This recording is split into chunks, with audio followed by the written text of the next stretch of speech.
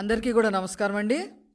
మొన్న 2024 ఎలక్షన్స్లో కేవలం 11 సీట్లు మాత్రమే సంపాదించుకున్న ఈ వైసీపీ పార్టీ ముఖ్యంగా ప్రజలు ఈడ్చి కొట్టి 11 సీట్లకే పరిమితం చేసినప్పటికీ కూడా జగన్మోహన్ రెడ్డి గారి కానీ వాళ్ళ పార్టీలో ఉన్న క్రిమినల్ సభ్యులకు కానీ క్రిమినల్ చరిత్ర ఉన్న సభ్యులకి కానీ బుద్ధి రాలేదు అనేది నిన్న మళ్ళీ నిరూపణ అయ్యింది.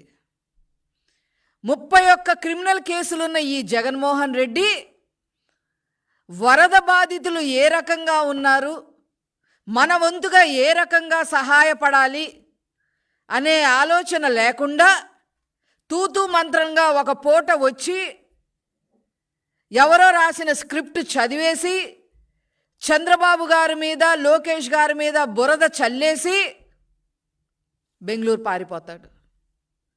మీకు ఒక రాజకీయ పార్టీ అవసరమా అని చెప్పి ఈరోజు నేను జగన్మోహన్ రెడ్డి గారిని అడుగుతా ఉన్నా.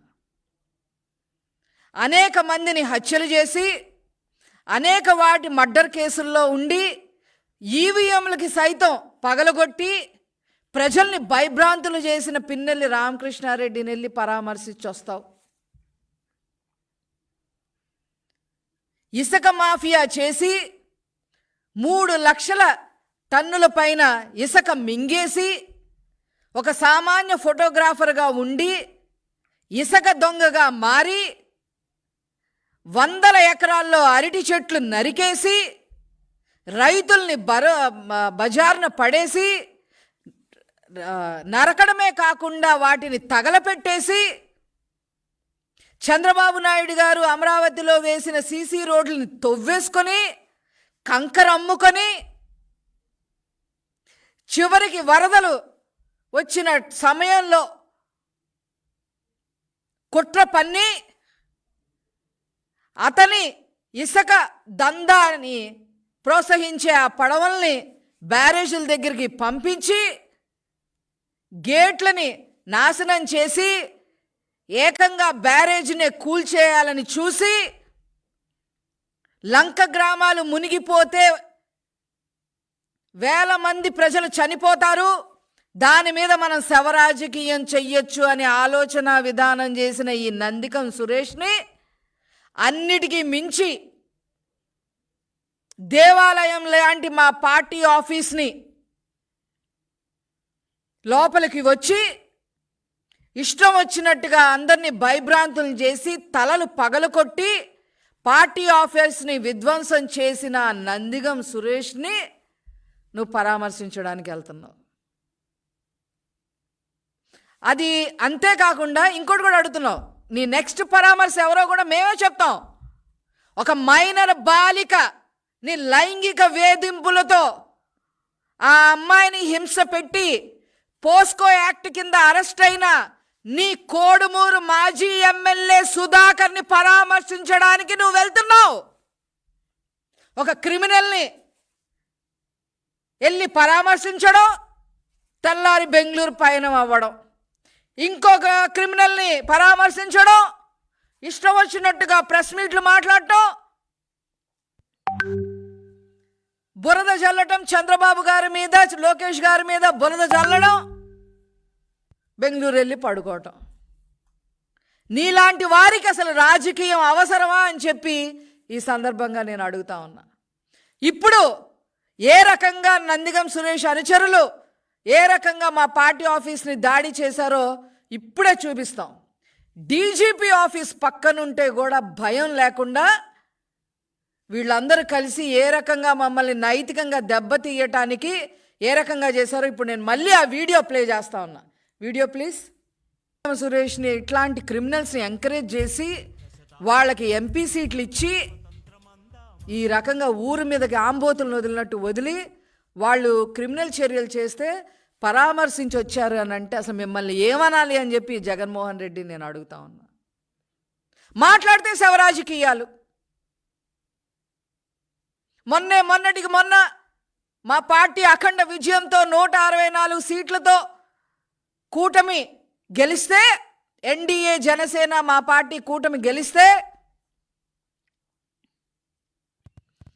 ఆ గెలుపుని జీర్ణించుకోలేక మమ్మల్ని వాళ్ళు కొట్టారు, వీళ్ళు కొట్టారు, వాళ్ళు చంపారు, వీళ్ళు చంపారు, ఇన్ని హత్యలు జరిగినాయి, అన్ని హత్యలు జరిగాయి అని ఢిల్లీలోకి వెళ్ళి ధర్నాలు చేశారు. 36 మంది చనిపోయారని చెప్పి సాక్ష్యాలు ఇవ్వు అని మొత్తుకున్నప్పటికీ కూడా మా గవర్నమెంట్, ముఖ్యంగా మా హోమ్ మినిస్టర్ గారు, అదేవిధంగా నారా చంద్రబాబు నాయుడు గారు, లోకేష్ గారు ఆ 36 లిస్ట్ ఇవ్వవయ్యా అంటే బెంగళూరు పారిపోయాం.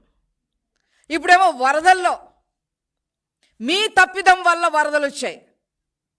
బుడమేరు ఆక్రమణకి గురవ్వటం వల్ల 2019 నుంచి 2024 వరకు ఆక్రమణకి గురవ్వటం వల్ల ఇప్పుడు లక్షల కుటుంబాలు అక్కడ వరద ముంపులో ఉంటే ముందు వాళ్ళని కాపాడాలని చెప్పి మేము మా పనిలో మేము ఉంటే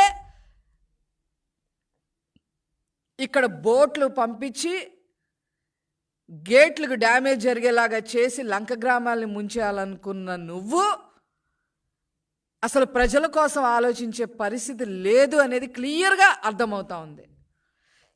ఈ రాజకీయాల్లో 60 మంది చనిపోయారు అంటే చేస్తే శవరాజకీయం, శవాలు దొరక్కపోతే చంపేసి శవరాజకీయాలు చేయాలని ఈరోజు ఆ బోట్లను కూడా అక్కడ అరేంజ్ చేసి అవన్నీ వైసీపీ రంగులు టన్నులు ఇసుక దొంగతనం చేసేసారు. ఆ నందిగం సురేష్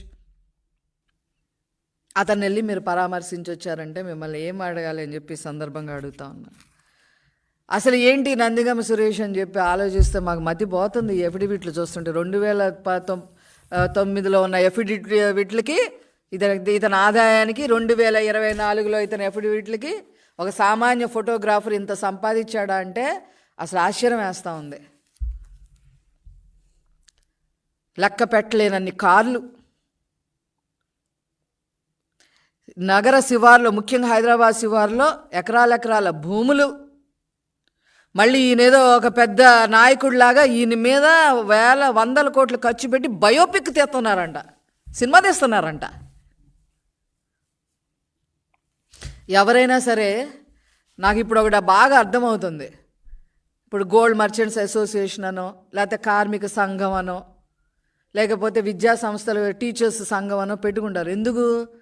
వాళ్ళ హక్కులకి ఏదైనా భంగం కలిగితే ఆ సంఘాల ద్వారా వెళ్ళి మాట్లాడుకోవటానికి ఒక సంఘం ఏర్పరచుకొని అందులో మెంబర్స్ అవుతారు.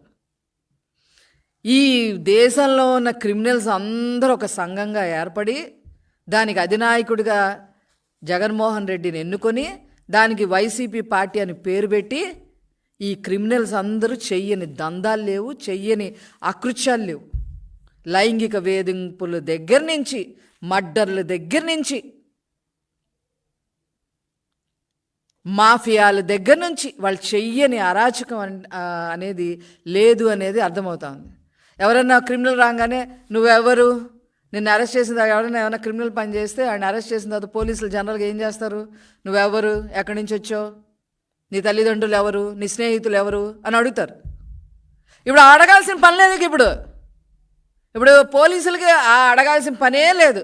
ఆడు క్రిమినల్ పని చేశాడంటే ఈడు వైసీపీ పార్టీ నుంచి, ఆ పార్టీ నుంచి వచ్చినోడే అని రాసేసుకుంటున్నారు.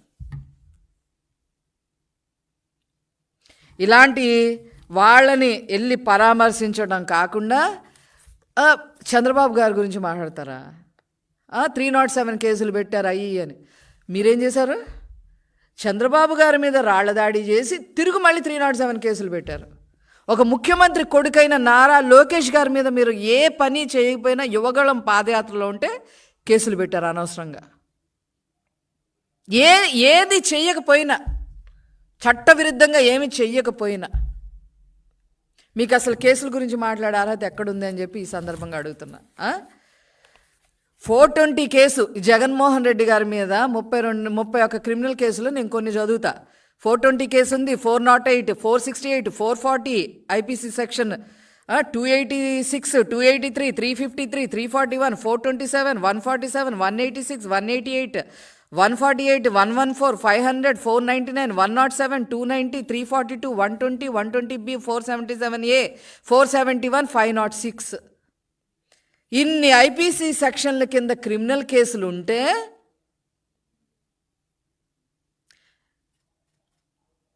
72% పూర్తి చేసిన పోలవరం పూర్తి చేసిన నాయకుడిని చంద్రబాబు గారిని లక్షల ఉద్యోగాలు ఈ రాష్ట్రంలో తీసుకొచ్చిన నాయకుడిని,